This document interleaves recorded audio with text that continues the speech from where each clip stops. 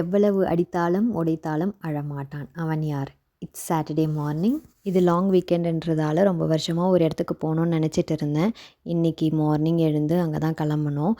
இன்றைக்கி எதுவும் சமையல்லாம் பண்ணலை. எல்லாமே கிச்சன்லாம் க்ளீனாக இருந்துச்சு.